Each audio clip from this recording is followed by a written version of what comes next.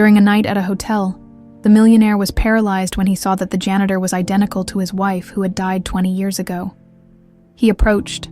Ethan Walker sat alone in the dimly lit lounge of one of New York City's most luxurious hotels. The soft hum of classical music played in the background, blending seamlessly with the muffled conversations of other guests. Outside the floor-to-ceiling windows, the city sparkled with its endless energy. Yet, none of it mattered to Ethan. His focus was on the stack of documents spread across the polished oak table in front of him, the faint glow of his laptop screen reflecting in his tired eyes. It had been years since Ethan found solace in anything other than his work. After losing Helen, his wife, 2 decades ago, he had thrown himself into building his empire. Success came easily, but peace eluded him. The weight of her absence lingered like a ghost, a constant presence in the periphery of his life. As he reviewed contracts for his latest acquisition, something shifted in his peripheral vision. A figure moving in the distance caught his attention. At first, he ignored it, attributing the distraction to his exhaustion. But then, the person stepped into the soft glow of a nearby chandelier, and Ethan froze. It wasn't possible. The woman wore the uniform of the hotel's housekeeping staff, a simple black dress with a white apron. Her hair, pulled back into a neat bun, highlighted her striking features Ethan recognized too well. His heart raced as he watched her move gracefully across the room, collecting empty glasses and wiping down tables. Every detail of her face, from the curve of her jaw to the faint dimple in her cheek, mirrored Helen. Ethan's breath caught in his throat. He blinked, half expecting the vision to disappear, but she didn't. She was real, tangible, and impossibly alive. For a moment, he considered the absurd possibility that Helen had somehow returned, but logic quickly intervened. This couldn't be her. Helen was gone. He had seen her lifeless body. He had buried her. Still, the resemblance was undeniable. Ethan leaned back in his chair, his mind racing. He couldn't take his eyes off her as she moved through the room, her every step pulling him deeper into a whirlwind of emotions. Memories of Helen flooded back. Her laughter, her warmth, the way she used to hum softly while tidying up their home, the ache in his chest, a dull throb he had learned to live with, suddenly felt sharper. After what felt like an eternity, Ethan stood. His legs felt unsteady as he crossed the room, weaving between tables until he was just a few feet away from her. The woman turned, startled by his approach. Up close, the resemblance was even more striking. "Excuse me," Ethan said, his voice low and careful. I couldn't help but notice you earlier. Do you work here often?" The woman hesitated, her large brown eyes scanning him cautiously. "Yes, sir. I work the evening shift," she replied. Her tone polite but guarded. Her voice wasn't quite the same as Helen's, but it carried a similar warmth. Ethan felt a lump form in his throat. "I'm sorry if I startled you," he said quickly, forcing a smile. You remind me of someone I used to know." The woman tilted her head slightly, curiosity flickering in her expression. "Oh, someone close to you?" "Yes," Ethan replied, his voice softer now. "Very close." An awkward silence hung between them. Ethan knew he should walk away, let her return to her work, but he couldn't. There was something about her presence that he couldn't ignore, an almost magnetic pull. "I'm Ethan Walker," he said, extending a hand. "And you are?" She hesitated again, before shaking his hand. Lauren Jacobs. Lauren.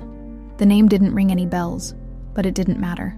Ethan couldn't shake the feeling that meeting her wasn't just a coincidence. "Well, Lauren, it's nice to meet you," he said.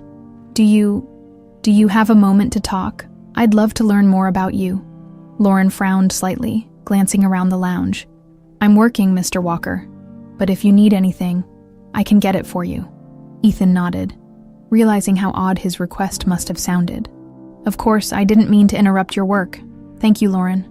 As she walked away, Ethan returned to his table, his thoughts in turmoil. He had never believed in fate, but something about this encounter felt significant. Who was Lauren Jacobs?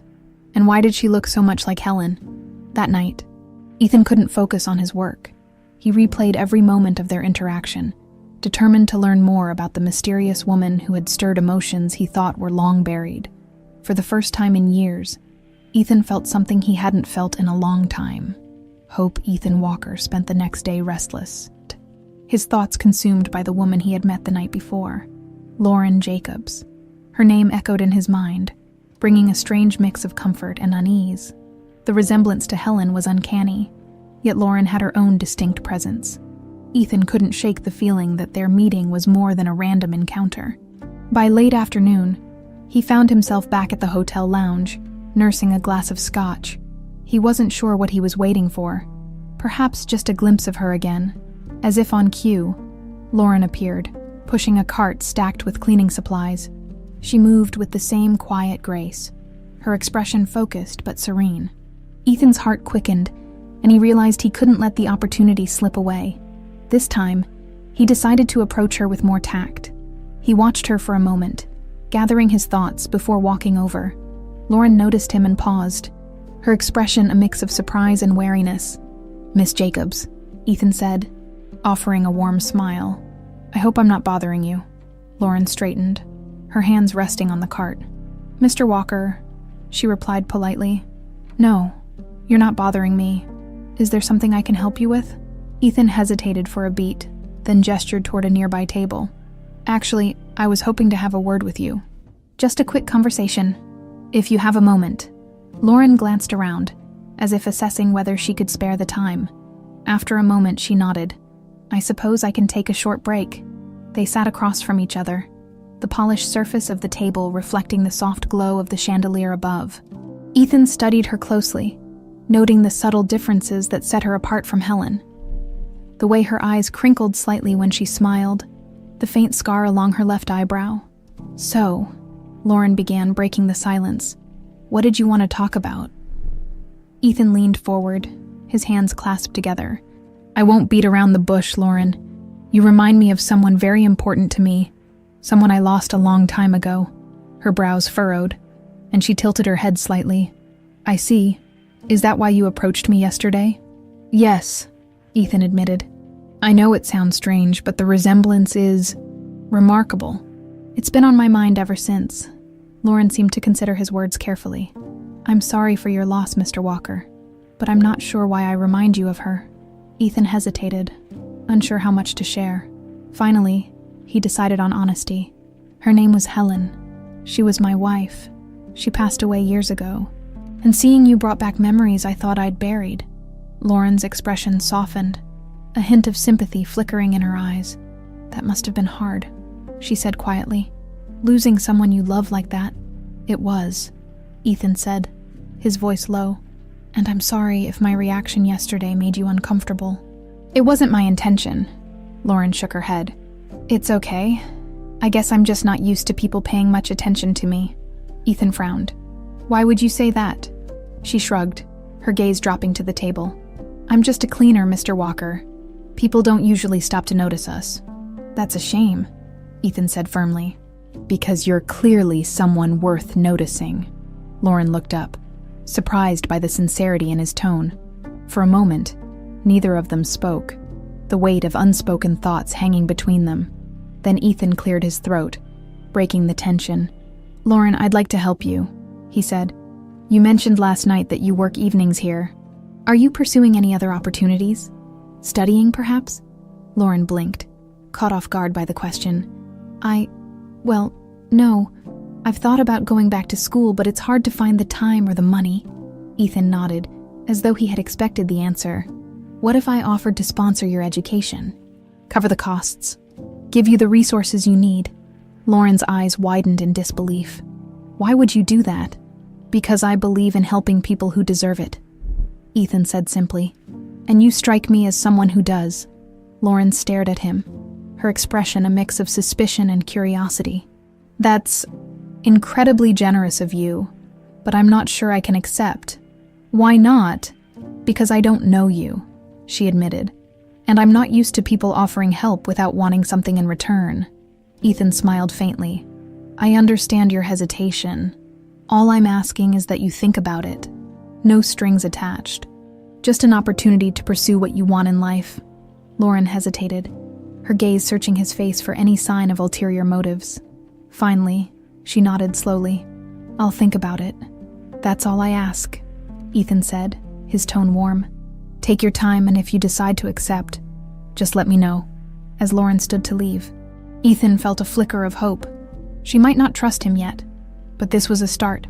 Watching her walk away, he couldn't shake the feeling that their paths had crossed for a reason, and he was determined to find out what that reason was. Ethan Walker sat in his penthouse suite later that night, staring at the city lights through the massive floor-to-ceiling windows. The scotch in his hand had long gone warm, but he didn't care. His mind was elsewhere, stuck in a loop of memories that had been stirred by his encounters with Lauren. Helen, the name itself carried a weight that Ethan hadn't allowed himself to feel in years. Her laughter, her gentle touch, the way her eyes lit up when she talked about their dreams. Everything about her had been etched into his soul. Losing her had been like losing a part of himself, a wound that never fully healed. Ethan closed his eyes and leaned back in his chair, letting the memories wash over him. They had met on a crisp autumn day in Central Park. Helen had been sitting on a bench, sketching the vibrant reds and golds of the trees around her. Ethan, who had been jogging through the park, stopped to tie his shoe and accidentally knocked over her bag of pencils. She had laughed, brushing off his apologies, and offered him a bright smile that instantly disarmed him. "You've ruined my masterpiece," she teased, holding up her sketch pad. "I'll buy you a new one," Ethan had replied, grinning. "But only if you let me take you to dinner." It was the kind of line that could have backfired, but Helen had found it charming. That night marked the beginning of a love story that felt like it was meant to be. Their relationship had been full of small, perfect moments. Lazy Sunday mornings with coffee and newspapers, spontaneous trips to the coast, and late-night talks about the future. Helen had been the grounding force in Ethan's life, the one who reminded him that success meant nothing without love and connection. And then, it was gone. Ethan opened his eyes, the sharp ache of grief pressing against his chest. He hadn't thought about that day in the park in years. He'd buried those memories deep, convinced that reliving them would only make the pain worse. But Lauren had changed that. Seeing her had cracked open a door he thought was permanently sealed. He got up and walked to the small desk by the window. Pulling open a drawer, he took out a small leather-bound journal.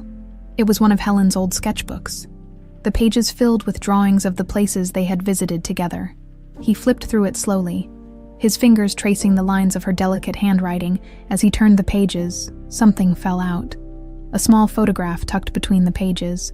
It was a picture of Helen holding a newborn baby, her face radiant with joy.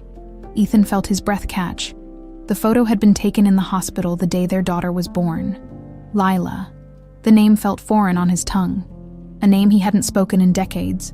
She had been just a baby when the accident happened, too young to remember her mother's smile or her father's arms. Losing both Helen and Lila in one night had nearly destroyed Ethan. He had spent years blaming himself, wondering if there was something he could have done to change their fate. He stared at the photo for a long time before tucking it back into the journal. His thoughts drifted back to Lauren, the way she carried herself, her expressions, even the way her voice softened when she spoke. It all felt so familiar. It wasn't just her resemblance to Helen. There was something deeper, something that tugged at his instincts. Could she really be? Ethan shook his head, forcing the thought away. It was impossible. Lila had died. There had been a funeral, a tiny casket, and an endless parade of condolences from people who couldn't possibly understand the depth of his pain. But the nagging feeling wouldn't go away. He needed answers. The next morning, Ethan made a call to a private investigator he'd worked with in the past. His instructions were simple but urgent. Find out everything about Lauren Jacobs, where she was born, who her parents were, and how she had ended up working at the hotel. Ethan didn't care what it cost. He needed to know the truth. Later that day, as he sat in the lounge waiting for Lauren's shift to begin, Ethan found himself replaying every moment of their interactions. She had been polite but cautious, her guard up just enough to make him wonder what kind of life she had lived. The faint scar above her eyebrow hinted at struggles she hadn't mentioned, and the way she spoke about her past suggested a life of hardship. When Lauren finally appeared, pushing her cart through the lounge, Ethan felt a rush of anticipation. He didn't approach her this time, choosing instead to watch from a distance. He noticed how she interacted with her co-workers, friendly but reserved, and how she took extra care to make sure every detail of her work was perfect. It was that attention to detail that reminded him so much of Helen. As Lauren moved closer, Ethan caught a glimpse of something on her wrist, a simple silver bracelet with a small charm dangling from it. His heart stopped. The charm was engraved with 2 letters, H and W. Ethan leaned back in his chair. His mind racing. That bracelet had been a gift from him to Helen when they were first married. She had worn it every day, even after Lila was born. What was it doing on Lauren's wrist? He clenched his fists, the faint glimmer of hope now burning like a flame. He needed to talk to Lauren again. But this time, he would tread carefully. If there was even the slightest chance that she was connected to Helen, he couldn't risk scaring her away. For the first time in years, Ethan felt a sense of purpose. He wasn't just chasing shadows anymore. He was chasing the truth. Ethan Walker sat in his office, the morning sunlight pouring through the tall windows, illuminating the meticulously organized space. His usual focus on work had been replaced by a single goal: uncovering the truth about Lauren Jacobs. The previous night's discovery of the bracelet had shaken him to his core. The charm with the initials H and W was too much of a coincidence to ignore. The private investigator he'd hired, Richard Hayes, was one of the best. Ethan had worked with him years ago on a corporate espionage case, and Hayes had a reputation for being thorough and discreet. As the phone on Ethan's desk rang, he grabbed it immediately, knowing who it would be. "Walker," Ethan said, his voice steady but tense. "It's Hayes," the investigator replied. "I've got some preliminary information for you." Ethan leaned forward, gripping the edge of his desk. "What did you find?" "Well, Lauren Jacobs is a bit of a mystery," Hayes began. "She was raised in an orphanage in upstate New York. Records show she was left there as an infant. No birth certificate, no known parents. She stayed in the system until she aged out at 18. Ethan frowned. "No family at all. No clues about who left her there." "None," Hayes confirmed. "The orphanage files mention a woman dropping her off, but she didn't leave a name or any identifying information. Just said the baby's name was Lauren, and that she needed to be kept safe." Ethan's heart pounded. "What about the bracelet she wears? Did anyone mention it?" "I'm still digging into that," Hayes said. "But I can tell you one thing. The woman who left her was described as having dark hair and wearing sunglasses. She didn't stick around long enough for anyone to get a good look." Ethan sat back in his chair, his mind racing. Could it really have been Helen? The timeline would match. Lauren looked to be in her early 20s, which aligned with when Helen and Lila had died. But why would Helen hide their daughter? And why had Ethan been left to believe she was gone? "Keep looking," Ethan said finally. "I want to know everything. Where she's lived, who she's associated with, everything." "You got it," Hayes replied. "I'll be in touch." Ethan hung up and stared out the window, his thoughts a tangled mess of hope and doubt. If Lauren truly was Lila, why had Helen kept her existence a secret? And if she wasn't, why did everything about her feel so familiar? Later that day, Ethan returned to the hotel lounge, the place now feeling less like a luxury escape and more like a gateway to answers. Lauren was there, methodically wiping down tables and chatting briefly with a coworker. Ethan waited until she was alone before approaching her. "Lauren," he called softly, catching her attention. She turned, her expression shifting from surprise to curiosity. "Mr. Walker, back again?" Ethan smiled.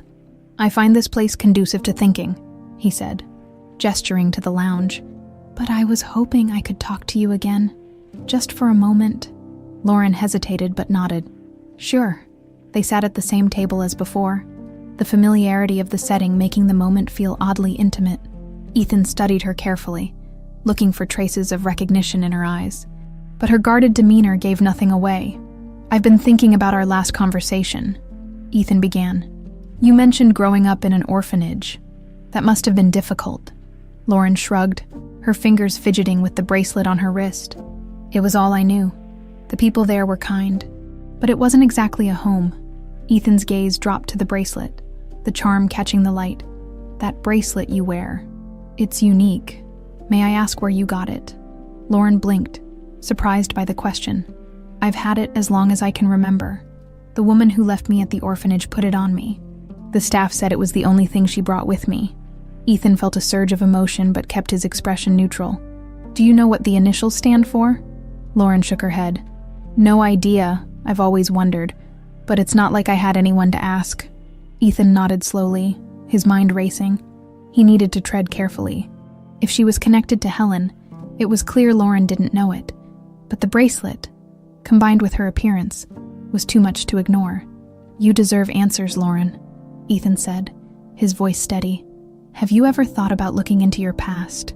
She hesitated, her eyes narrowing slightly. "Why do you ask?" "Because I think you're extraordinary," Ethan said truthfully. "And because I have the means to help, if you ever want to investigate your family history, I'd be more than willing to support you." Lauren studied him, her expression unreadable. "That's kind of you, Mr. Walker, but I'm not sure what I'd even look for. The past feels like a door that's been closed for a long time. Sometimes doors can be reopened," Ethan said gently. "And what's behind them might surprise you."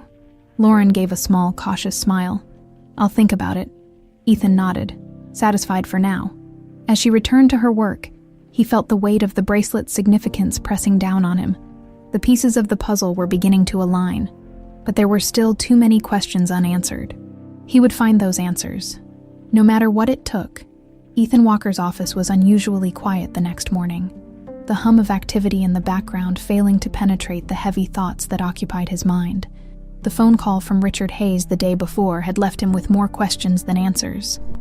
The mystery surrounding Lauren's origins was growing deeper, and Ethan couldn't shake the feeling that he was standing on the edge of a revelation that would change everything. The day dragged on as Ethan awaited the next update from Hayes. Each passing hour felt heavier, as if the truth he sought was dangling just out of reach. Finally, as the afternoon sun cast long shadows across his desk, the phone rang. "Walker," Ethan answered immediately, his voice sharp with anticipation. "It's Hayes," the investigator said, his tone professional as always. "I've got more for you." "Go on," Ethan urged, leaning forward in his chair. "I dug into Lauren's life after she left the orphanage. She's lived a modest life, bouncing between part-time jobs and shared apartments in New York City. There's nothing remarkable in her history, at least not on the surface, but there is one thing that stands out." Ethan's grip on the phone tightened. "What is it?" "There's a gap in her records," Hayes explained. "From the time she was 18 until she turned 20.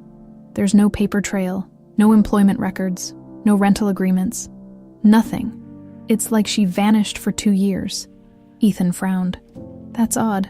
Any idea what happened during that time?" "Not yet," Hayes admitted. "But here's where it gets interesting. One of her old co-workers mentioned something about her carrying a small box everywhere she went. They said she was protective of it, almost secretive." "A box," Ethan repeated, his mind racing. "Did anyone ever see what was inside?" "No," Hayes said, "but it might be worth asking her about." Ethan sat back, his thoughts spinning. A missing 2 years in a mysterious box. The pieces were becoming more intricate, but the picture they formed was still unclear. "Keep digging," he instructed, "and let me know the moment you find anything else." "You got it," Hayes replied before hanging up. Ethan set the phone down and stared out the window. The missing years in Lauren's life felt significant, like a void where the answers he sought might be hidden. He resolved to find a way to bring it up with her, though he knew he would need to tread carefully. That evening, Ethan found himself back at the hotel lounge, a routine that had quickly become second nature. Lauren was there, as usual, moving with quiet efficiency as she worked.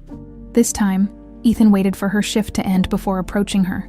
He spotted her gathering her belongings near the staff exit, the same silver bracelet glinting under the fluorescent lights. Clearing his throat, he stepped forward. "Lauren," he called, his voice steady but warm. She turned, surprise flashing across her face. "Mr. Walker, didn't expect to see you here again." Ethan offered a small smile. "I seem to find myself drawn to this place lately. Do you have a moment?" Lauren glanced at the clock on the wall, then back at Ethan. "I guess I do. What's on your mind?" Ethan hesitated, choosing his words carefully. "I wanted to ask you about something. It might sound a bit unusual, but I promise there's a reason behind it." "Okay," Lauren said slowly, her curiosity piqued. "You mentioned growing up in an orphanage," Ethan began. "Ethan, and I know it must not have been easy, but I also heard you kept a box with you for years. Something personal, perhaps." Lauren's expression shifted, her guarded demeanor slipping into place. Who told you about that? Ethan held up a hand, his tone gentle.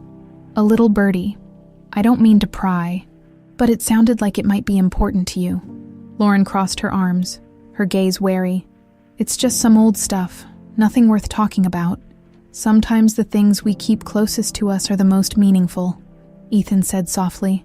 I only ask because I want to understand you better. Lauren's defenses wavered, and she let out a reluctant sigh. It's just a few things I've had since I was a kid. Photos, trinkets, stuff from the orphanage. Photos, Ethan repeated, his pulse quickening. Of what? Lauren hesitated, her eyes narrowing slightly. Of me as a baby? There's not much. Just 1 or 2 pictures. Why are you so interested? Ethan's heart pounded as he struggled to maintain his composure. Because I think those pictures might hold answers to questions you've never thought to ask. Lauren frowned, confusion and suspicion mingling in her expression. What kind of answers? The kind that could change everything, Ethan said, his voice almost a whisper.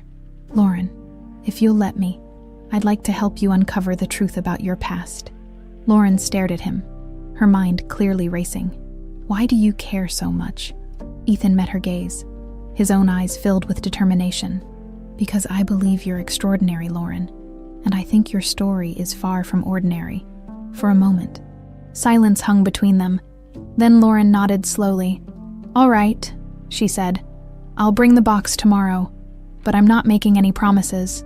That's all I ask, Ethan said with a small smile. Thank you. As she walked away, Ethan felt a surge of hope. The missing pieces of Lauren's life were slowly coming into focus, and he was determined to fit them together. Whatever secrets that box held, Ethan knew they were a step closer to the truth he had been seeking for 2 decades. Ethan arrived at the hotel lounge earlier than usual, his anticipation mounting with each passing minute. Lauren's agreement to bring her box had left him restless the entire night. He couldn't stop imagining what might be inside. Pictures, documents, or even something that could finally confirm the nagging suspicion that had taken root in his mind. The lounge was quiet when Lauren walked in. A small, weathered box clutched tightly in her hands.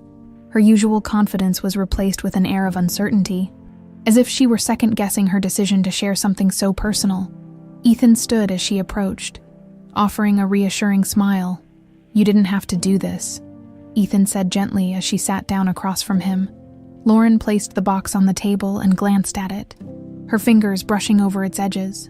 I've had this box for as long as I can remember, she said, her voice low. I've never shown it to anyone before.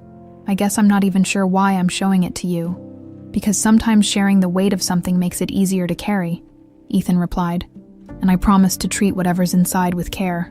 Lauren studied him for a moment before nodding. She carefully lifted the lid, revealing an assortment of items, a faded photograph, a silver locket, and a small, worn teddy bear. Ethan's breath caught as his eyes landed on the photograph. It was an old picture, slightly yellowed with age, of a woman holding an infant. The woman's face was obscured by the angle, but there was something familiar about her posture, the way her head tilted slightly as she looked down at the child. Ethan reached for the photo, pausing just before his fingers touched the edge. May I? He asked. Lauren nodded hesitantly, watching as Ethan picked up the photo. He studied it closely, his heart pounding. The woman's hands, her slim fingers adorned with simple rings, looked strikingly similar to Helen's, but it was the infant that held his attention. The baby wore a bracelet on its tiny wrist, a bracelet with a small charm. His heart sank and soared at once. The charm was identical to the one Lauren now wore. Do you know who this woman is? Ethan asked, his voice unsteady. Lauren shook her head. No, the orphanage said she was the one who left me there, but she didn't give her name.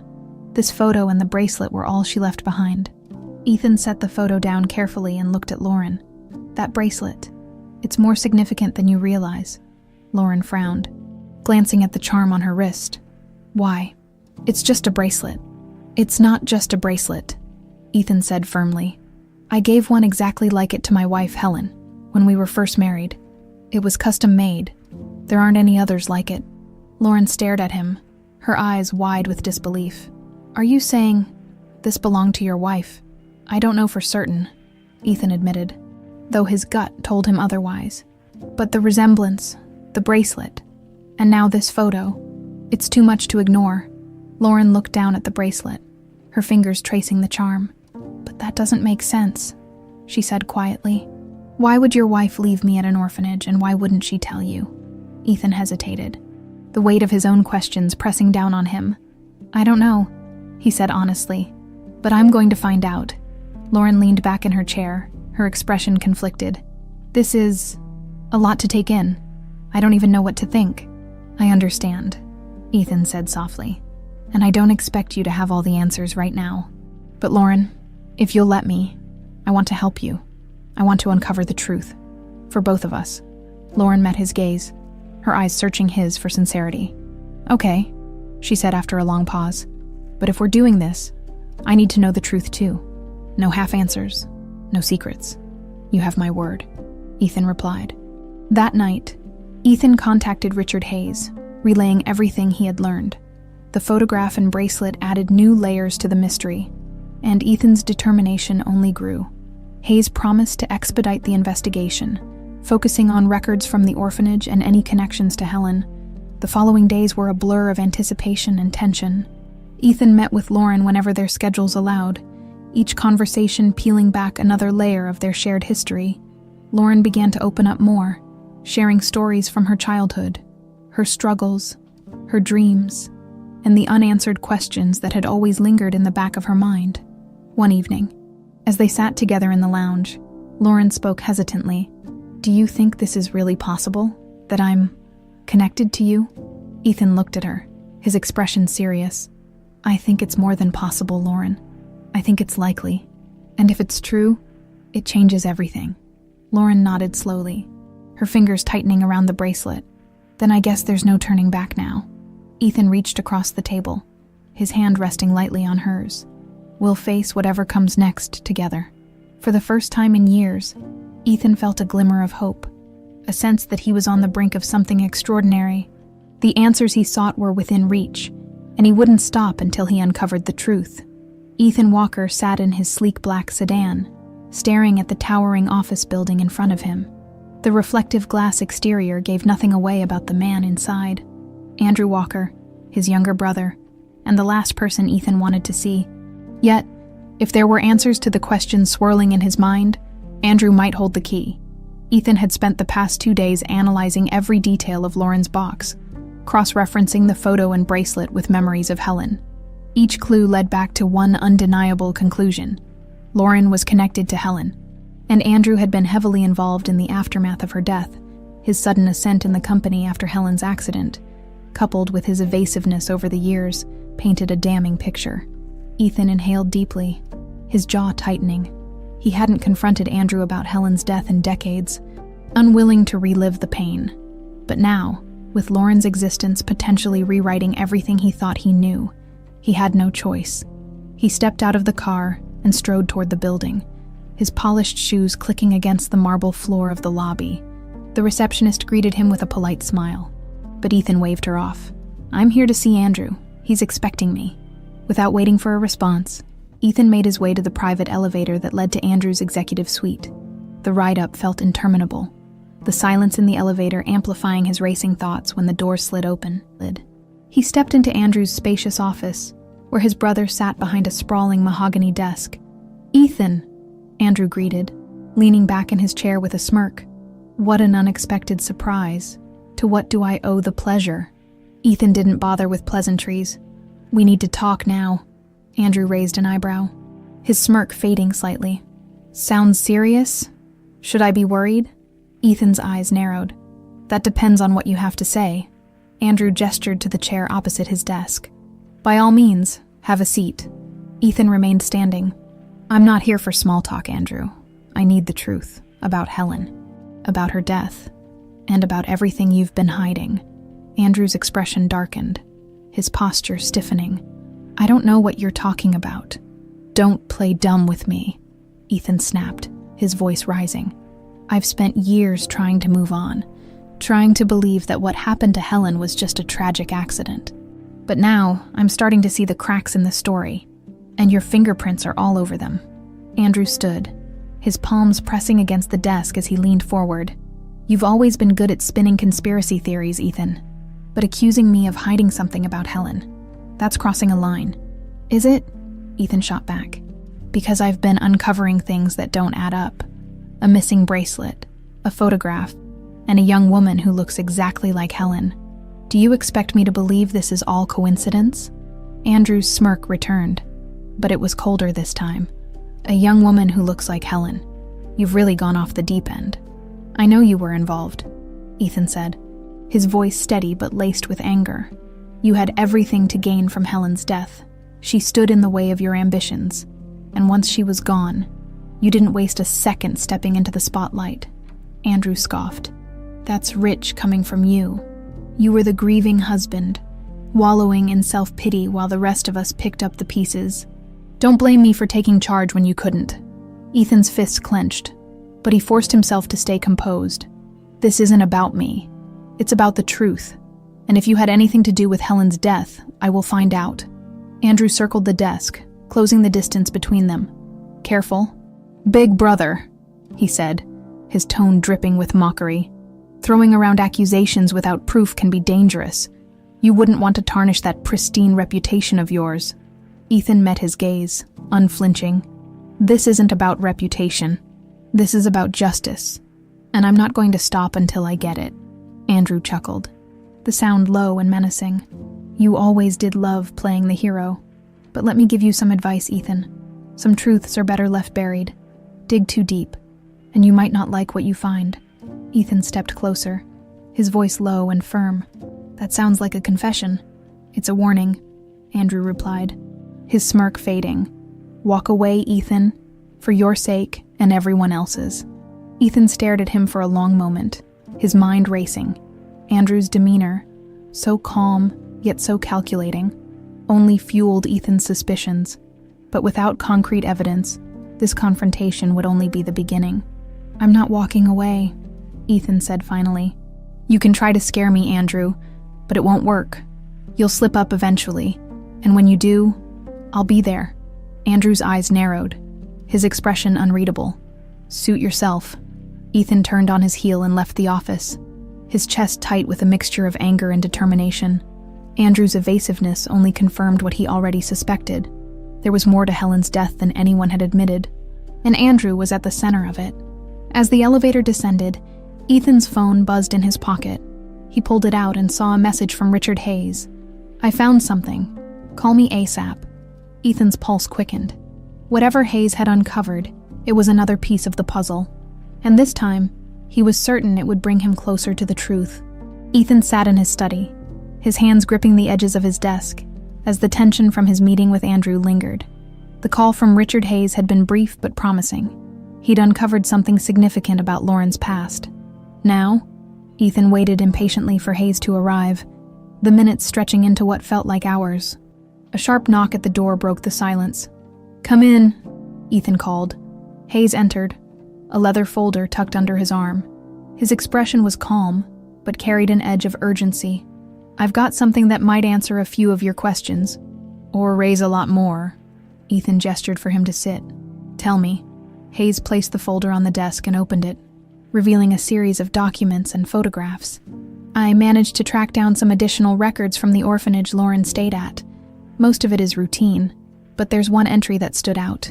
He slid a photocopy of a handwritten note across the desk. The paper was old and slightly faded, but the words were clear. Her name is Lauren. Keep her safe. She mustn't know the truth until it's time. Ethan's breath caught. Who wrote this? No signature, Hayes replied. But the handwriting is precise, deliberate. It's almost like whoever wrote it wanted to stay anonymous. Ethan stared at the note, the weight of the words sinking in. Until it's time, he murmured. What does that mean? I don't know, Hayes admitted. But there's more. He pulled out a photograph and placed it beside the note. It was an old picture of a woman with dark hair, her face partially obscured by a scarf and sunglasses. She was holding a bundle that could only be a baby. This was taken the day Lauren was left at the orphanage. The staff couldn't identify the woman, but they remembered her saying she needed to keep the baby hidden. Ethan's heart raced as he studied the photo. The woman's posture, her slim figure. Everything about her seemed eerily familiar. He clenched his fists. trying to steady himself. "It could be Helen." "That's what I thought," Hayes said. "But I couldn't confirm it. The photo's too grainy for a positive ID." Ethan leaned back in his chair, his mind reeling. If the woman was Helen, it meant she had survived the accident, at least long enough to protect Lauren. But why hadn't she come to him? Why had she chosen to hide their daughter instead of turning to him for help? As he struggled to make sense of it all, Hayes cleared his throat. "There's one more thing," he said, pulling out another document. Lauren's medical records from the orphanage. She was brought in with a small scar on her left shoulder. The staff didn't think much of it at the time, but they noted it in her file. Ethan's eyes narrowed. "What kind of scar?" "Like a surgical incision," Hayes replied. "The kind you'd see after a procedure." Ethan's pulse quickened. Helen had once mentioned a minor surgery Lila had undergone as a baby, a procedure to correct a congenital issue. Could the scar on Lauren's shoulder be the same? "Thank you, Hayes," Ethan said, his voice steady despite the storm brewing inside him. "Keep digging. I need more proof." Hayes nodded and left the room, leaving Ethan alone with the fragments of a truth that was slowly coming into focus. The next day, Ethan met Lauren at the hotel lounge. She was quieter than usual, her eyes clouded with thoughts she hadn't voiced yet. As they sat down, Ethan noticed she was clutching the bracelet on her wrist, her thumb brushing over the charm as if seeking comfort. "I brought the box again," Lauren said, placing it on the table. "There's something I didn't show you last time." Ethan's brow furrowed. "What is it?" Lauren opened the box and pulled out a folded piece of paper. She unfolded it carefully, revealing what looked like a birth certificate. Ethan leaned closer, his breath catching as he read the details. Name, Lauren. Mother, H. Walker. Father, unknown. Ethan's heart pounded. The initials confirmed his worst fears and his greatest hopes. "Where did you get this?" he asked, his voice barely above a whisper. "It was in the box when I found it," Lauren said. "I never really understood what it meant. I figured, Walker was just a name, not someone important." Ethan met her gaze, his eyes filled with emotion. "Lauren, I think this might be your mother's name, Helen Walker." Lauren's expression shifted, confusion and disbelief flashing across her face. "What are you saying? That this woman, she's my mother?" "I don't know for certain," Ethan admitted, "but it's starting to look that way." Lauren stared at the paper, her fingers trembling. "If this is true, why wouldn't she tell me? Why would she leave me at an orphanage?" Ethan hesitated, unsure how much to reveal. "I don't have all the answers yet, but I promise you, we'll find out." Lauren nodded slowly. "Lauren," her eyes shining with unshed tears. "Okay, but I need to know the truth, Ethan, no matter what it is." "You will," Ethan said firmly. "We're getting closer." As Lauren tucked the birth certificate back into the box, Ethan felt a surge of determination. The pieces of the puzzle were aligning, but the picture they formed was far from complete. He would uncover the truth, no matter how painful or shocking it turned out to be. For the first time in years, Ethan felt a sense of purpose. He wasn't just chasing shadows. He was chasing the future. Ethan's mind raced as he reviewed the revelations from the past few days. Every piece of evidence pointed toward one truth. Lauren was deeply connected to Helen. But the question of why Helen had hidden Lauren and the circumstances of her disappearance loomed larger than ever. That morning, Ethan sat in his study, poring over the birth certificate Lauren had shown him. The initials H. Walker were etched into his mind. He had spent hours studying the handwriting on the note left at the orphanage and comparing it to old letters from Helen. The similarity was undeniable, yet the why eluded him. The buzz of his phone broke his concentration. Glancing at the screen, he saw Hayes' name flashing. "Hayes," Ethan said, answering immediately. "Do you have something for me?" There was a pause on the other end when Hayes spoke. His tone was more serious than usual. "Ethan, we need to talk, and not over the phone." Ethan's stomach tightened. "What's going on?" "I've been following some leads, and it seems like someone else is watching Lauren. Maybe even you," Hayes said. "Meet me at my office. I'll explain everything." Ethan's grip on the phone tightened. "I'll be there in 20 minutes. Ethan arrived at Hayes' office. A modest but well-secured space in Midtown Manhattan, the investigator ushered him in quickly, closing the door behind him. "What's going on?" Ethan demanded. Hayes motioned to a series of photographs spread across his desk. I noticed a man following me while I was looking into Lauren's background. At first, I thought it was a coincidence, but then I started seeing him near the hotel too. Ethan leaned over the desk, studying the photos. They showed a man in his late 40s, dressed in an expensive suit, loitering near familiar locations. The orphanage, the hotel, even Ethan's office building. Who is he? Ethan asked, his voice sharp. I ran his face through some databases, Hayes said. His name is Victor Brandt. He's a corporate fixer, works for high-level clients, handling their problems. He's been connected to your brother Andrew on several occasions. Ethan's chest tightened. Andrew? It gets worse, Hayes continued. I intercepted a message he sent. It was vague, but it mentioned keeping an eye on the girl. I think Lauren is in danger. Ethan's jaw clenched as anger flared within him. That bastard. He's trying to cover his tracks. Looks that way, Hayes said. Whatever Andrew's involved in, he's clearly willing to go to extreme lengths to keep it buried. Ethan nodded, his mind racing. We need to protect Lauren. If Andrew thinks she's a threat, he won't hesitate to hurt her. Hayes leaned back in his chair. What's the plan? I'll handle Andrew, Ethan said firmly. But I need you to keep an eye on Lauren. Make sure she's safe at all times. Consider it done, Hayes replied. Ethan left the office, his mind churning with fury and determination. Andrew had crossed too many lines, and Ethan was done playing his games. That evening, Ethan returned to the hotel to find Lauren finishing her shift. She looked up as he approached, her guarded expression softening when she saw him. Hey, she said. You look like you've had a rough day. Ethan managed a faint smile. You could say that. Can we talk for a moment? Lauren nodded, following him to a quieter corner of the lounge. She folded her arms, watching him with curiosity. What's going on? Ethan hesitated, unsure how much to share. He didn't want to alarm her, but she needed to understand the gravity of the situation. Lauren, there's something you should know, my brother Andrew. He's been keeping an eye on you. Lauren frowned. Why would he care about me? I don't think it's you specifically, Ethan said carefully. I think it's about your connection to Helen. He's trying to protect his secrets, and he sees you as a threat. Lauren's eyes widened. Are you saying I'm in danger? I don't know for sure, Ethan admitted. But I've hired someone to keep an eye on things. You'll be safe. Lauren leaned back, her expression a mixture of fear and disbelief. This is insane. I'm just... me. I don't even know why any of this is happening. Ethan reached across the table, his hand resting lightly on hers. I know it's overwhelming, but I promise you, I'll get to the bottom of this. You're not alone in this, Lauren. She nodded slowly, her fingers tightening around the charm on her bracelet. Okay, but what are you going to do? I'm going to confront Andrew, Ethan said firmly. He needs to know that I'm onto him, and that I won't let him hurt you. Lauren hesitated before giving a small nod. Be careful. Ethan smiled faintly. Always. The following morning, Ethan arrived at Andrew's office unannounced. This time, he didn't bother with subtlety. Bursting through the door, he found Andrew seated at his desk, his expression shifting from surprise to irritation.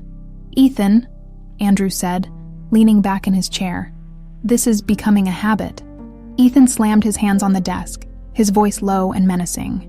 Stay away from Lauren. Andrew's smirk faltered. I have no idea what you're talking about. Don't lie to me, Ethan snapped. I know about Victor Brandt. I know you've been having her followed. Andrew's eyes narrowed. You've been busy uncovering the truth you've been hiding for years, Ethan retorted. I'm done playing games, Andrew. If you come near her again, I'll destroy you. Andrew's smile returned, colder this time. Careful, Ethan. You're walking a dangerous line. Ethan straightened, his gaze unwavering. Consider this your last warning. As he turned and walked out, Ethan felt the weight of his anger fueling his determination. Andrew's threats wouldn't deter him. If anything, they only made him more certain that the truth was within reach. Ethan returned to his penthouse that evening, his confrontation with Andrew still replaying in his mind. His brother's veiled threats and cryptic remarks had done little to shake his resolve. If anything, they confirmed what he already suspected. Andrew was hiding something monumental, and Lauren's existence was at the center of it all. The phone buzzed on his desk, pulling him from his thoughts. He glanced at the screen. Richard Hayes. Hayes, Ethan answered quickly. What do you have? I dug deeper into the orphanage records, Hayes said, and I found something you're going to want to see. Are you at home? Yes, Ethan replied. Come over. Within an hour, Hayes arrived, his leather folder tucked under his arm as usual. He wasted no time, spreading documents and photos across Ethan's desk. I cross-referenced the orphanage's records with hospital admissions in the same time frame, Hayes began, and I found something unusual. He slid a document toward Ethan. It was a hospital record from over 2 decades ago, detailing an admission under the name Helen Walker. Ethan's heart skipped a beat. This can't be, Ethan murmured, scanning the document. She was gone before this. Hayes shook his head. Not according to this. She was admitted under a pseudonym for a minor injury. Nothing life-threatening. But here's where it gets interesting. He handed Ethan another paper. This one a discharge form from the same hospital. The date was just days before Lauren was left at the orphanage. Are you saying Helen survived? Ethan asked, his voice barely above a whisper. That she left Lauren there. That's what the records suggest, Hayes confirmed. But there's more. The hospital staff noted that Helen was extremely paranoid during her stay. She refused to provide contact information and insisted on paying in cash. Ethan's mind raced as the pieces began to fit together. Helen had survived the accident, but for some reason, she'd chosen to hide Lauren. But why? And why hadn't she reached out to him? There's one more thing, Hayes said, pulling out a faded photograph. This was taken at the hospital. Ethan's breath caught as he stared at the image. It showed Helen, her face gaunt but unmistakable, holding an infant wrapped in a blanket. The love and pain in her eyes were palpable. This was right before she disappeared, Hayes said. The hospital staff said she left in the middle of the night without a word. Ethan clenched his fists, a surge of emotions threatening to overwhelm him. She was protecting Lauren, he said softly. But from what? Hayes hesitated before answering. That's the part I haven't figured out yet. But given what we know about Andrew, I'd bet he has something to do with it. Ethan nodded, his jaw tightening. I need to confront him again. He knows more than he's letting on. The next morning, Ethan called Lauren, asking her to meet him at the lounge. When she arrived, he noticed the weariness in her eyes, the weight of everything they'd uncovered starting to take its toll. I found something, Ethan said, sliding the hospital photo across the table. Lauren stared at it, her brow furrowing. Brow? Is this her? I believe so, Ethan said. This was taken right before you were left at the orphanage. Lauren's fingers trembled as she picked up the photo, her eyes scanning every detail. She looks tired, scared. She was, Ethan said gently, but she was also determined to protect you. That's why she left you somewhere safe. Lauren's voice wavered as she asked, Why didn't she tell you? Why didn't she come to you for help? Ethan sighed, the question weighing heavily on him. I don't know, but I think it has something to do with my brother. He's been hiding things for years, and I intend to find out why. Lauren set the photo down, her expression hardening. I want to be there when you do. Ethan hesitated. Lauren, this could get dangerous. I don't care, she said firmly. This is about my life, my past. I deserve to know the truth as much as you do. Ethan nodded slowly, seeing the resolve in her eyes. All right, but we'll do this carefully. Andrew won't go down without a fight. Ethan and Lauren arrived at Andrew's office later that afternoon, the tension between them palpable. This time, they weren't here for pleasantries. Andrew looked up as they entered, his smirk faltering slightly when he saw Lauren by Ethan's side. Well, this is unexpected, Andrew said, leaning back in his chair. What brings you both here? We're done with the lies, Ethan said, his voice cold. It's time you told us the truth. Andrew's expression darkened. What truth? About Helen, Ethan snapped. About what really happened the night she disappeared, and why she felt the need to hide our daughter. Andrew's eyes flickered to Lauren, his smirk returning. Ah, so you figured it out. Took you long enough. Lauren stepped forward, her voice steady. Why did she hide me? What were you trying to do to her? Andrew chuckled darkly. Helen was always the sentimental type. She thought she could outsmart me, protect you by running away. But she underestimated how far I was willing to go. Ethan's blood boiled as he took a step closer. You killed her. Andrew's smirk widened. I didn't have to. She was already broken, running scared. I just nudged her in the right direction. Lauren's voice shook with anger. You destroyed her life, Wade. And mine. Andrew's expression turned cold. You were collateral damage, sweetheart. Nothing personal. Ethan clenched his fists, his voice a low growl. This ends now, Andrew. I'm taking you down. Andrew stood, his calm demeanor slipping as he met Ethan's gaze. You can try, big brother, but I don't think you're ready for what you'll find.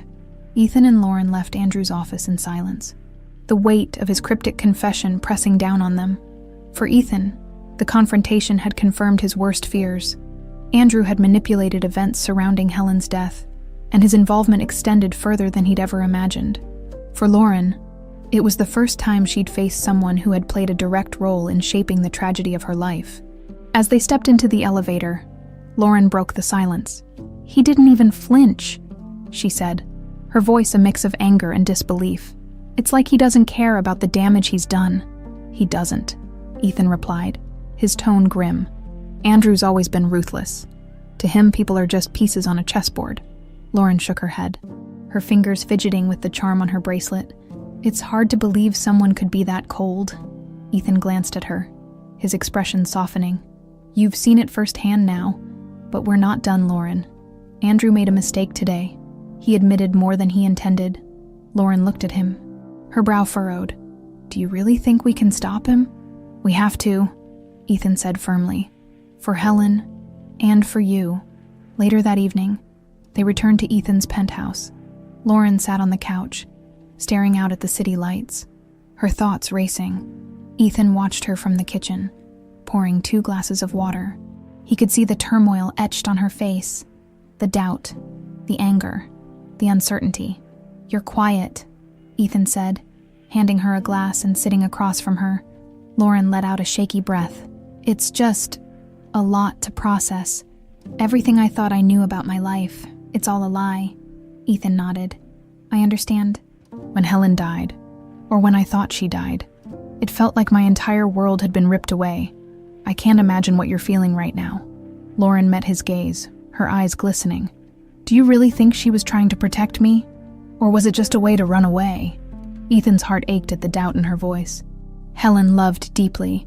She wasn't the type to run unless she thought it was her only option. If she hid you, it was because she believed it was the only way to keep you safe.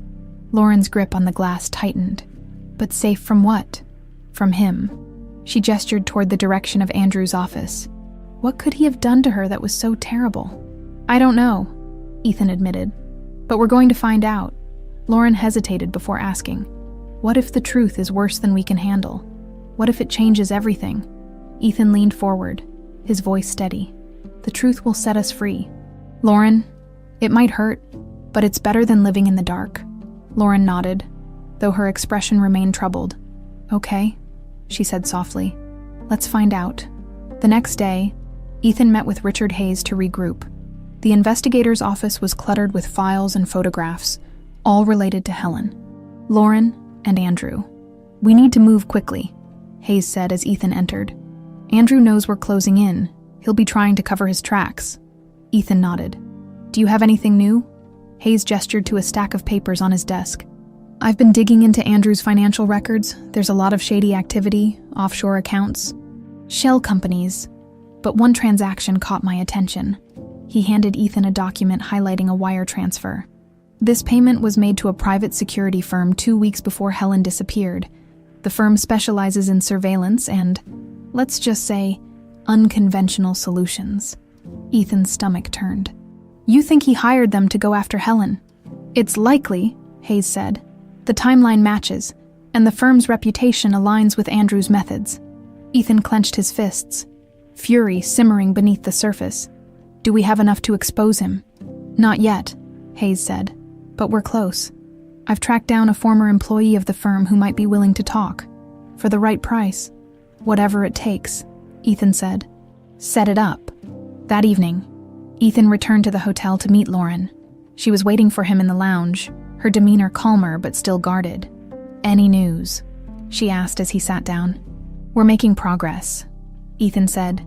Hayes found a lead, someone who might be able to confirm Andrew's involvement. Lauren exhaled slowly. Good. The sooner we end this, the better. Ethan studied her for a moment. How are you holding up? Lauren shrugged. I don't know. Part of me wants to know everything, but another part is scared of what we'll find. That's normal, Ethan said, but you're stronger than you think. Lauren gave him a faint smile. I hope so. They sat in silence for a moment before Lauren spoke again. Ethan, can I ask you something? Of course. Do you ever regret not digging into this sooner? Not questioning what happened to her back then? Ethan's jaw tightened, and he looked away. Every day, he admitted. I should have fought harder. Asked more questions, but I was so consumed by grief that I let myself believe the official story. It's my greatest regret. Lauren reached out, her hand brushing his. You're making up for it now. Ethan met her gaze, gratitude flickering in his eyes. Thank you. Lauren nodded, her expression resolute. Let's finish this. Ethan smiled faintly, feeling a renewed sense of determination. Together, they would uncover the truth, no matter how painful it might be. Andrew Walker sat in his sprawling office, his hand gripping a crystal glass filled with whiskey. The tension in his jaw betrayed the calm exterior he presented. Ethan's visit had unsettled him, and Lauren's presence had made things worse. His brother was digging too deep, and Andrew knew it was only a matter of time before his carefully constructed facade crumbled. Victor Brandt, his hired fixer, stood across the desk, his posture rigid and professional. You're losing control of the situation, Brandt said bluntly. Ethan and the girl are closing in. You need to act now. Andrew swirled the whiskey in his glass, his gaze fixed on the amber liquid. And what exactly do you suggest, Victor? Scare tactics haven't worked. Ethan's too stubborn, and the girl... He paused, his smirk faltering. She's a wild card. Brandt leaned forward, his tone measured. There's one option left. We eliminate the problem. Andrew's eyes snapped up, his smirk replaced by a cold glare. You mean Lauren? Brandt didn't flinch. She's the connection. Remove her, and Ethan has nothing to stand on. For a moment, Andrew considered the proposal. It was a cruel and final solution, but it would solve his problems, however. Something in him hesitated. The girl was an echo of Helen, a ghost from a past he had buried. Could he really erase her so easily? Not yet, Andrew said finally, setting the glass down with a deliberate clink. There's still a chance to control the narrative. If we make a move now, it could backfire. Brandt frowned but nodded. Then I'll keep an eye on them. But don't wait too long, Andrew. You're running out of time. Andrew waved him off, leaning back in his chair as Brandt left. He stared at the city skyline. His mind racing, Ethan had forced his hand, and Andrew knew there was no way out without consequences. Meanwhile, Ethan met with Richard Hayes in a dimly lit diner on the outskirts of the city. The former employee of Andrew's hired security firm, a man named Thomas Greer, sat across from them, his eyes darting nervously. I don't want any trouble, Greer said, his voice low. I'm only here because Hayes promised I'd be protected. You'll be safe, Ethan assured him. Just tell us what you know. Greer glanced at Hayes, who gave him an encouraging nod. Taking a deep breath, Greer began. I worked for the firm Andrew hired. My team was assigned to surveil someone, Helen Walker. She was on the move constantly, staying in cheap motels and keeping her daughter close. Ethan's stomach churned. Lauren, Greer nodded. We were told to keep our distance, but things changed. Andrew ordered us to bring her in. She must have caught on because she disappeared before we could act. Ethan leaned forward, his voice tight. And then what? Greer hesitated. She died. I don't know the details, but we were pulled off the case after that. Word was, Andrew cleaned up the mess. Ethan's fists clenched. You're telling me Andrew orchestrated her death? Greer shook his head. I can't say for sure, but I know he was involved. He didn't care about the collateral damage. Hayes placed a hand on Ethan's shoulder, grounding him. Do you have any proof? Something we can use to expose Andrew? Greer hesitated again, before pulling out a flash drive. This is all I've got. Surveillance logs, emails, enough to connect the dots. Ethan took the drive, his expression grim. Thank you. Greer nodded, his shoulders sagging with relief. I hope it helps. Back at Ethan's penthouse, he and Lauren pored over the contents of the flash drive. The logs detailed Helen's movements in the weeks leading up to her death, confirming that Andrew's team had been watching her closely. Emails between Andrew and the firm outlined his increasing frustration with Helen's evasion and his demands for a resolution. Lauren stared at the screen, her face pale. "He hunted her like an animal," she whispered. "My mother was running for her life, and he didn't stop." Ethan placed a comforting hand on her shoulder. "We have what we need now, Lauren. This is the proof that will take him down." Lauren turned to him, determination hardening her expression. "Then let's use it. No more waiting." The following morning, Ethan called a meeting with his legal team, presenting the evidence against Andrew. The lawyers were stunned by the magnitude of the revelations, but assured Ethan they would begin building a case. As Ethan left the meeting, his phone buzzed. It was Hayes. "We've got a problem," Hayes said. "Brant's been tailing you and Lauren. He knows you've got something on Andrew." Ethan's jaw tightened. "How much time do we have?" "Not long," Hayes replied. "You need to act fast." Ethan hung up, his mind racing. Andrew's desperation was palpable, and Ethan knew it wouldn't be long before his brother made his next move. But this time, Ethan was ready. That night, as Ethan and Lauren sat in the penthouse, a sudden crash shattered the silence. The glass balcony door exploded inward, and a masked figure stepped through. A gun raised. "Stay down!" Ethan shouted, pushing Lauren behind the couch. The intruder moved quickly, scanning the room before spotting them. Ethan grabbed a heavy paperweight from the coffee table and hurled it at the figure, striking his arm. The gun clattered to the floor, and Ethan lunged forward. Tackling the man to the ground, Lauren scrambled to her feet, grabbing the gun. Her hands trembled as she pointed it at the intruder. "Don't move!" she shouted. Ethan wrestled the man's mask off, revealing Victor Brant's face. Brant glared up at them, blood trickling from a cut on his forehead. "You're making a mistake," Brant growled. "You don't know who you're dealing with." Ethan glared down at him. "We know exactly who we're dealing with, and this time, you're going to answer for it." Ethan held Victor Brant firmly against the floor, his heart pounding with adrenaline. Lauren stood a few feet away, her hands trembling as she kept the gun trained on Brant. The intruder's cold glare never wavered, even as blood dripped from the cut on his forehead. "You don't have to do this," Brant said, his voice steady despite the situation. "If you let me go, I can make this all disappear." Ethan scoffed. "You think I'm going to trust you after this? You broke into my home, threatened Lauren, and expect us to cut a deal?" Brant smirked, his teeth glinting under the dim light. "You'd be surprised how many people do." "Not this time," Lauren interjected, her voice steadier now. "You're going to tell us everything." Brant's smirk faltered, his gaze flicking between Lauren and Ethan. "Fine, but if I talk, Andrew will come after me." "That's not my problem," Ethan snapped, pulling Brant to his feet and shoving him into a chair. "Start talking, or we'll make sure Andrew knows you failed." Brant hesitated, his jaw tightening. Finally, he exhaled sharply. "All right, what do you want to know?" "Everything," Lauren said firmly, stepping closer. "Why did Andrew come after my mother? Why did he want her dead?" Brant's expression darkened. "Helen found out something she wasn't supposed to.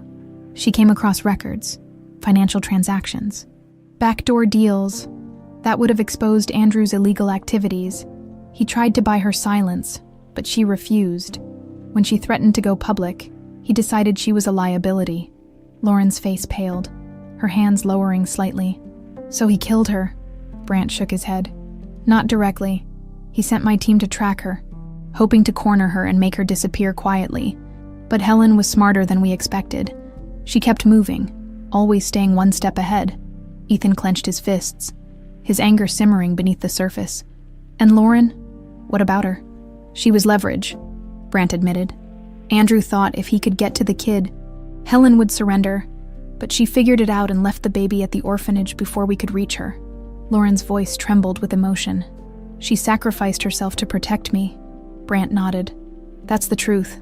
She tried to run, but Andrew's orders were clear. If she wouldn't comply, we were to eliminate her." Ethan leaned forward, his voice cold. "And you carried out those orders?" Brant's smirk returned, though it lacked its usual arrogance. "Let's just say I don't ask questions when I'm paid well." Ethan's fist connected with Brant's jaw, the impact sending him sprawling to the floor. Lauren gasped. But Ethan didn't care. You destroyed her life. And for what, money? Brant groaned, wiping the blood from his mouth. You're angry, I get it. But hitting me won't bring her back. Lauren stepped between them, her expression fierce. Enough, she said, her voice cutting through the tension. We need him alive if we're going to take down Andrew. Ethan's chest heaved, his anger barely contained. Finally, he stepped back, nodding reluctantly. She's right, but you're going to help us, Brant. Brant looked up at him, his smirk replaced by a grimace. And why would I do that? Because if you don't, Lauren said, her voice icy, I'll make sure Andrew knows you told us everything. Brant's eyes narrowed, the weight of her words sinking in. After a long pause, he sighed. Fine, I'll help. But you'll have to protect me when this is over. No promises, Ethan said. Start talking. Over the next hour, Brant detailed Andrew's operations. He described offshore accounts, bribes to officials, and a network of allies who had helped Andrew maintain his empire. But the most damning revelation came when Brant mentioned a safe hidden in Andrew's private estate. That safe has everything, Brant said. Contracts, ledgers, recordings, all the evidence you need to bury him. Lauren frowned. Why would he keep something like that? Brant shrugged. Insurance. Andrew's smart. He knows power is fleeting, and he likes to have leverage over his allies.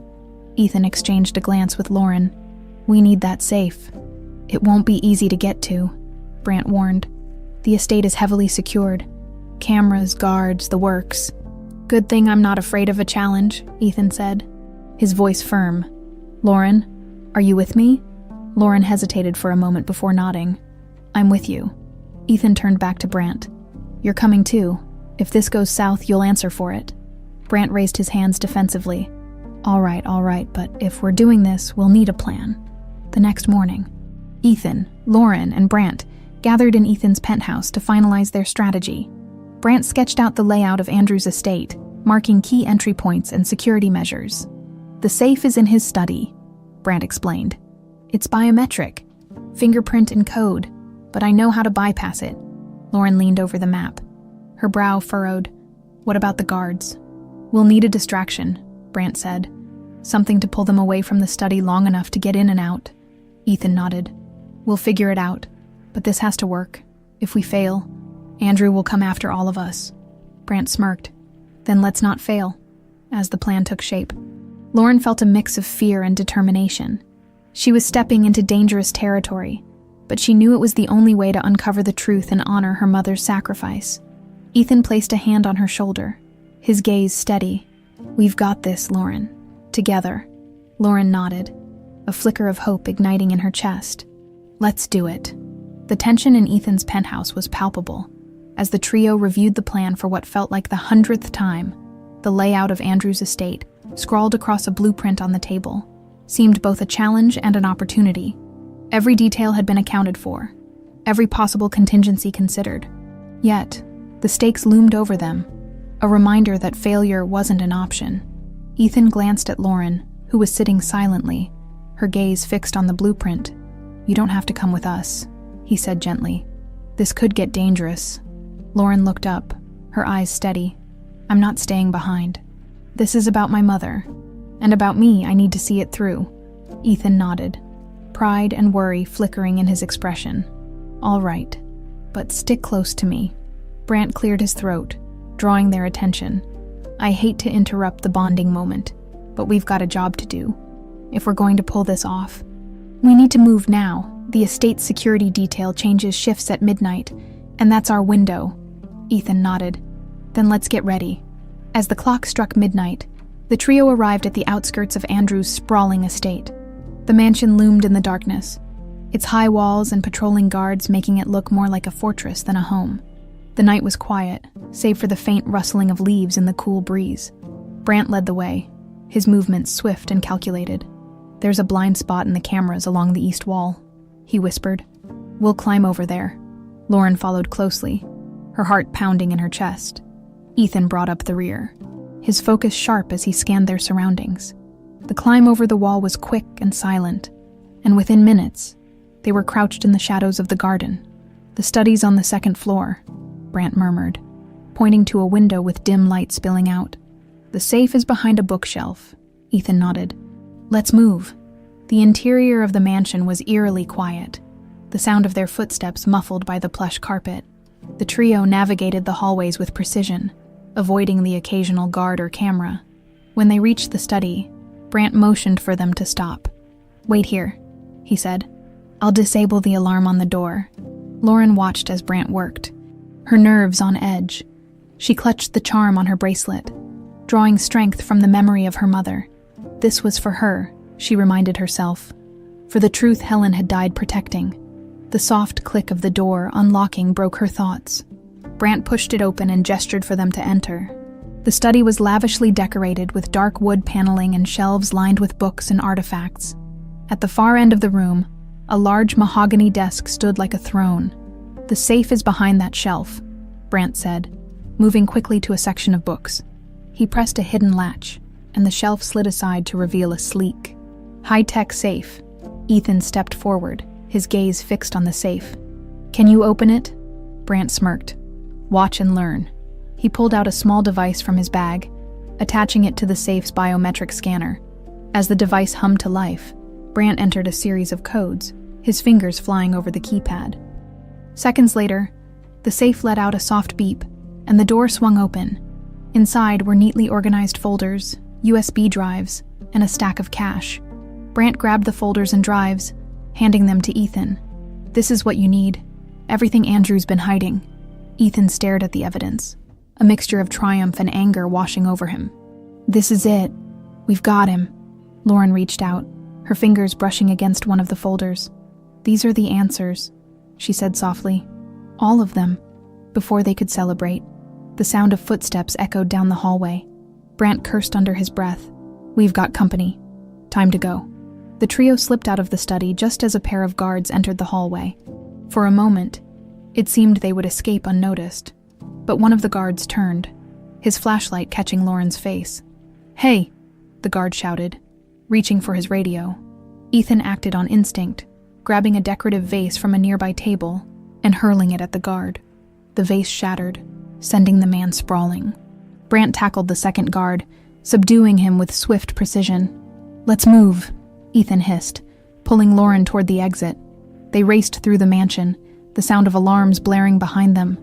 Guards poured into the hallways, but the trio managed to stay one step ahead, weaving through the maze-like corridors. When they finally reached the garden, Ethan motioned for them to split up. Lauren, stay with me, he said. Brant, create a distraction. Brant nodded, a sly grin crossing his face. I'm good at distractions. As Brant drew the guards away, Ethan and Lauren climbed back over the wall and ran toward the car parked nearby. They dove inside just as Brant appeared, sprinting toward them with guards in pursuit. Ethan slammed his foot on the gas, and the car roared to life, speeding into the night. The drive back to the city was tense, but filled with a sense of accomplishment. Lauren sat in the back seat, clutching the folders tightly. As if afraid they might disappear, Ethan glanced at her in the rearview mirror, his expression softening. We did it, he said. This is the beginning of the end for Andrew. Lauren nodded, her eyes shining with determination. For my mom, for everything she went through. Brant, sitting in the passenger seat, smirked. I told you I was worth keeping around. Ethan didn't respond, but for the first time, he felt a flicker of hope. The evidence they had stolen was enough to expose Andrew and finally bring justice to Helen's memory. But the fight wasn't over yet.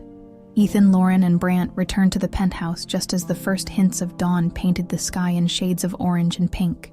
Exhaustion hung heavy in the air, but there was no time to rest. The stolen evidence, folders brimming with contracts, financial records, and encrypted USB drives, was laid out on Ethan's dining table. Lauren sat down, her hands shaking as she opened the first folder. Her eyes scanned the documents, her breath catching at the sheer scope of Andrew's corruption. This is unbelievable, she murmured. There are bribes, fake companies, even payments to officials overseas. Ethan stood behind her, his jaw tight. This is what Helen must have found. It's enough to destroy Andrew's empire. Brant leaned back in his chair, his smirk returning. Told you the safe was worth the trouble. Ethan ignored him, Pulling out his phone to call Richard Hayes, the investigator picked up after the first ring. "Hayes," Ethan said, his voice brisk. "We have the evidence. I need you to coordinate with the authorities and trusted media outlets. This needs to go public immediately." "On it," Hayes replied. "Send me everything, and I'll get the ball rolling." Ethan ended the call and turned to Lauren. "We're almost there. Once this goes out, Andrew won't be able to hide anymore." Lauren nodded, her determination unwavering. "Let's finish this." The next few hours were a whirlwind of activity. Hayes arranged for the evidence to be securely transferred to both the authorities and several investigative journalists. Ethan made calls to allies in his network, ensuring that when the news broke, it would be impossible for Andrew to suppress it. But Andrew wasn't going down without a fight. As the afternoon sun climbed higher, Ethan's phone buzzed with an incoming call.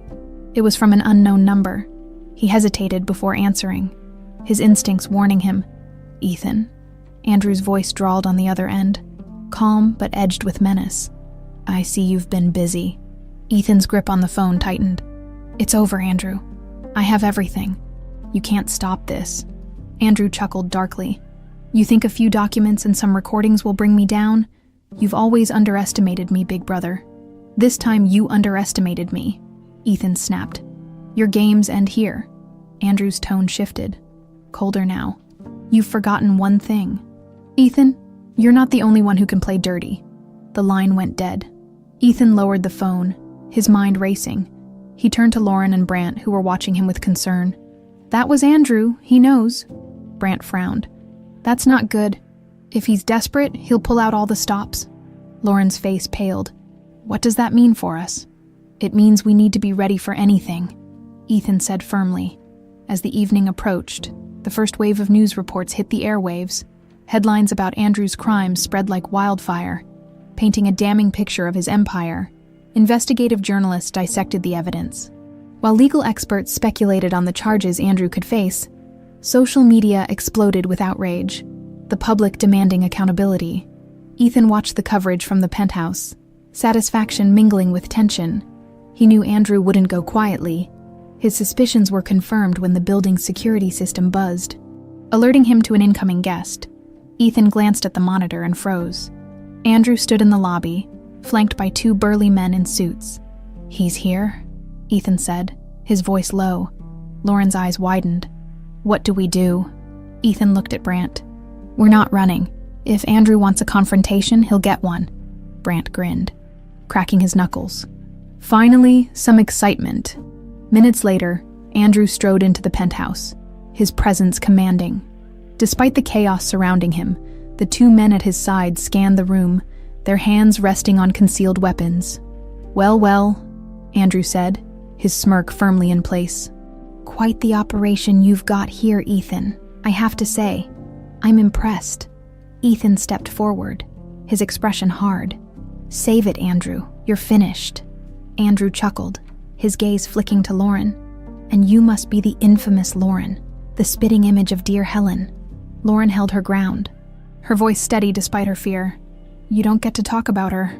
Andrew's smirk faltered for a moment, replaced by something colder. "I underestimated you," he admitted, turning back to Ethan. "I didn't think you had the guts to come after me. You brought this on yourself," Ethan said. "Helen was your victim. But you won't make Lauren one too." Andrew's eyes narrowed. "And what do you think you've accomplished? Ruining me doesn't bring her back." "No," Ethan said, his voice calm but firm. "But it honors her memory, and it ensures you'll never hurt anyone else." Andrew's men shifted uneasily, sensing the tension in the room. Brant, standing near the door, spoke up. "You're outnumbered, Andrew. You might want to think twice about whatever you're planning." Andrew's smirk returned, but it lacked its usual confidence. "This isn't over." He turned on his heel and walked out, his men following closely behind.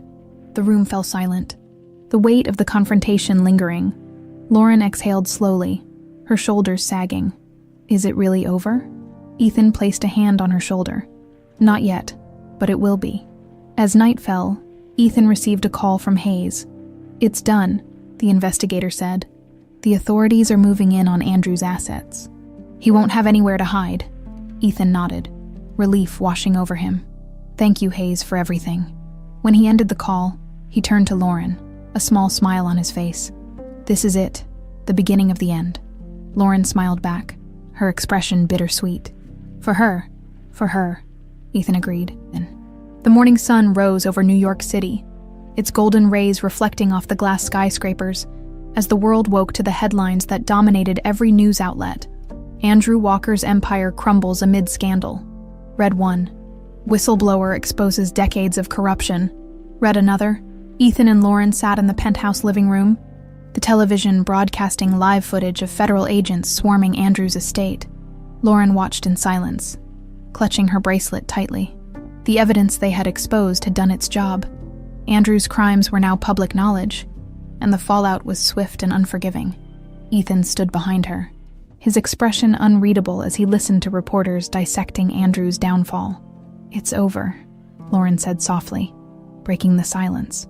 Ethan nodded, though the weight of the past still lingered. "Almost. There's one last thing we need to do."